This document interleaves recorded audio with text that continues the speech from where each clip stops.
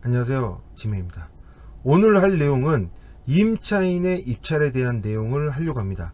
임차인이 본인이 임차하고 있는 집을 입찰하는 케이스가 어떤 케이스가 있을까요? 총 3가지 케이스가 있는데요. 첫 번째는 만약에 시세가 1.5억인데 세입자가 1.5억이 살고 있다. 자, 이런 경우에는 이 경우에는 시세가 1.5억인 거고 경매에 나오게 된다면 여기에 플러스 경매 비용이란 게 들어가고 그 다음에 플러스 당일세라는 세금이 들어갑니다. 그러므로 1.5억에 입찰을 해서는 안 되고요. 1.5 약 한 1.5억 원 5억 원 500만원 더해서요. 약 한 그 정도 500만원 좀 많을 수도 있는데 아주 넉넉 잡아서 500만원 정도 더 추가를 해서 입찰을 해야만 낙찰받고 인수상이 발생하지 않게 됩니다. 자, 만약에 이런 물건을 1.4억에 입찰했다. 그러면 어차피 1.5억 들어가는 건 똑같습니다. 어차피 세입자가 1,500만원 정도 배당을 받지 못한다면 낙찰자가 1,500만원 인수해야 되니까요. 이런 경우에 세입자가 입찰을 해야 됩니다. 자, 두 번째는 어떤 경우가 있냐면 세입자가 대항력이 없는데 전액 배당 받지 못하는 경우. 이런 경우에는 방어 입찰이라는 개념으로 입찰을 해야 되거든요.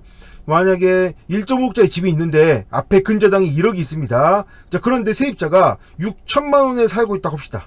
6천만원에 살고 있습니다. 그러면 시세가 1.5억이잖아요. 그렇다면 이 물건 같은 경우는 낙찰이 된다면, 물론 시세대로 낙찰됐을 때 얘기입니다. 1.5억에 낙찰이 된다면 1억 보증금 배당 받고, 그 다음에 후순위 세입자 5천만원 배당 받고, 나머지 물론 경매 비용이나 당일세는 여기서 일단 제외하고 계산합니다. 세입자는 1,000만원을 배당을 받지 못하게 됩니다. 이 1,000만원은 전 소유자하고 개인적인 채무로 남기 때문에 이거는 받기가 쉽지 않은 돈이 되는 거죠. 이런 경우에 세입자는 그냥 1.6억 원에 입찰을 하는 거죠. 이런 물건을 1.6억 원에 입찰을 해서 낙찰을 받는다면 어차피 1,000만원 배당받지 못할 거 취득가액에 넣어버리는 거죠. 만약에 내가 1.6억에 낙찰을 받아서 그리고 시간이 흘러서 6억 원에 판다면 샀던 금액에 팔게 되니까 양도세가 없게 되는 거죠. 이렇게 된다면 1.6억 원을 그대로 회수를 할 수 6천만원을 회수를 할 수 있게 되는 거죠. 이런 경우에는 방어 입찰 개념으로 입찰을 하게 됩니다. 그 다음 마지막으로 세 번째는 사실은 잘 케이스가 많이 없는데요. 지금 오늘 할 물건에 대한 케이스인데 그냥 경쟁입니다. 세입자가 입찰을 한다고 해서 더 좋은 점이나 장점이나 이런 건 없거든요. 단지도 아니죠. 경매는 모두 다 그냥 입찰가를 높게 쓴 사람이 낙찰받는 구조이기 때문에 세입자라고 해서 더 우선권을 준다거나 그런 게 없습니다. 자, 이런 경우에는 세입자가 입찰을 한 경우에는 세 번째는 어떤 경우가 있냐면 우선권 없지만 장점은 있죠. 무슨 장점이 있을까요? 장점. 초보자들이 가장 힘들어한다는 명도로 안 해도 된다는 거죠. 그런 큰 장점이 있습니다. 내가 세입자로 살고 있으니까요. 낙찰 받으면 그냥 잔금 납부하고 등기치면 그냥 소유자가 되는 겁니다. 그렇기 때문에 이런 명도의 장점이 있기 때문에 세입자가 입찰을 하기도 합니다. 자, 이 물건 보도록 하겠습니다. 이 물건 전용이 49.77인데요. 전용이 15평이고 공용모 분양매조로 한다면 20평 정도 되는 아파트입니다. 감정평가 금액은 1억 6,500만원인데 한번 유찰이 아니라 미납이죠. 3명이 입찰했는데 미납이 됐습니다. 자, 그런데 여기에 이 낙찰자가 세입자거든요. 세입자인데 이 물건 보시면 세입자 납시가 있고 보증금이 1억 6천만원인데요. 자, 보다시피 근저당보다 세입자의 전입일자가 빠릅니다. 그러므로 대항력이 있어서 대항력이 있는 세입자는 전액 배당을 받지 않으면 낙찰자 인수입니다. 그런데 어차피 확정일자도 빠르기 때문에 가장 먼저 배당을 받습니다. 2차 확정일자도 있지만 어차피 2차 확정일자도 근저당보다 빠르기 때문에 크게 상관없습니다. 1차든 2차든 어차피 세입자가 가장 먼저 배당받는 배당 1순위가 됩니다. 경매비용 당일세 빼고요. 그렇다고 한다면 세입자는 1.6억 원을 전액 배당을 받기 때문에 아무런 문제가 없이 그냥 전액 배당 받고 그 다음에 근저당이 2순위로 배당 받고 끝나게 될 것입니다. 이런 물건에 세입자가 입찰을 들어온 거죠. 이렇게 얼마에 2억 500만원에 들어온 겁니다. 자, 이 물건 시세를 잠깐 볼까요? 시세를 잠깐 봐보시면 중산 2단지 코로 아파트입니다. 평수는 20A형입니다. 20A형이고 보다시피 거래량이 엄청 많습니다. 이 정도 거래량이면 뭐 그냥 내놓으면 팔릴 정도의 거래량인 거죠. 게다가 지금 실거래 시세를 보면 마지막에 최고는 2억 4천만 원까지 찍었지만 2억 1천만 원, 2억 1천만 원, 2억 900만 원, 2억 3,400만 원, 3층인데도 아마도 이 두 개는 굉장히 수리가 잘 되어 있는 집이고 이 집들은 수리가 좀 적게 되어 있는 그런 상황이지 않을까. 그렇게 본다면 세입자가 2억 얼마에 낙찰 받죠? 2억 500만 원?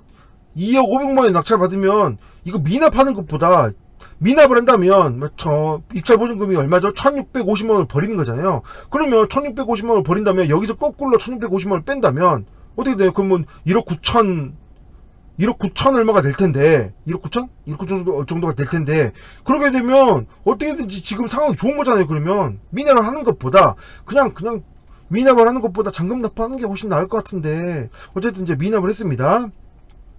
이런 상황이기 때문에 왜 미납을 했을지 모르겠지만 본인이 사고 있기 때문에 본인이 제일 잘하는데 왜 미납을 했을까. 아마도 제 생각에는 미납한 이유는 2등하고 차이가 너무 많이 나서이지 않을까 싶은데 이거는요 좀 상황이 다릅니다. 오히려 이 2등은 차순위는 너무 억울할 겁니다. 정말 얼마나 억울할까 싶은 생각이 들어요. 왜냐면 지금 여기 차익이 너무 많이 나서 차순위 매수 신고도 하지 못하거든요. 차순위 매수 신고는 최고가 낙찰보다 입찰 보증금 1650만 원이었겠죠.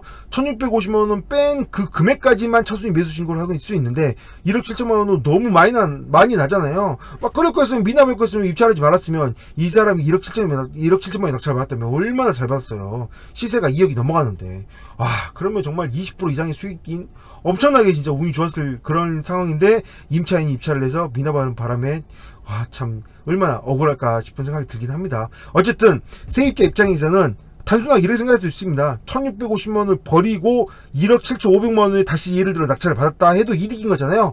1억 7천5백만 원에 낙찰 받았을 때가 과연 받을 수 있을까요? 이거는 오히려 1억 7천만 원 입찰하는 사람이 굉장히 운이 좋지 않았을까. 저 보다시피 거래량이 어마어마합니다. 이렇게 거래량이 많은데 이거 1억 7천만 원 낙찰 되겠어요? 이거 이 물건 거래량 이렇게 많은데 이렇게 거래량이 많은데 이거 좀 이거 차순위 신고한 사람은 차순위 신고를 하지 못했지만 차순위 입찰한 사람이 얼마나 억울할까 싶은 생각을 들고 그 다음에 세입자는 왜 미납을 했을까? 이거 거의 시세대로 봤다고 하더라도 1650만원을 어차피 버릴 돈이 된다라면 그냥 이 낙찰 금액에서 1650만원 적게 입찰받았다고 생각하면 어떻게 보면 더 잘 받은 거잖아요. 시세 대비 계산한다면. 그래서 이거 기한후 납부도 할 수 있지 않을까 좀 생각을 해보게 됩니다. 어쨌든 임차인 미납한 물건 다시 경매가 나오긴 했지만 이거 뭐 얼마 안 남았으니 이거 기한후 납부를 한다면 다음 기일 3일 전까지 납부를 해야 됩니다. 그렇기 때문에 뭐 기한후 납부를 할지 안 할지는 모르겠지만 뭐 며칠 안 남아서 납부할지 안 할지 모르겠지만 세입자가 여기 기한후 납부하는 게 좋을 것 같은데요. 어쨌든 이 2등 한 사람은 정말 얼마나 안타까울까. 정말 저 어차피 미납할 거면 들어오지나 말지, 안 들어왔으면 본인 낙찰했으면 정말 대박을 터뜨렸을 텐데 라는 생각이 좀 드네요. 네, 정말 안타깝네요. 네, 여기까지 하겠습니다. 감사합니다.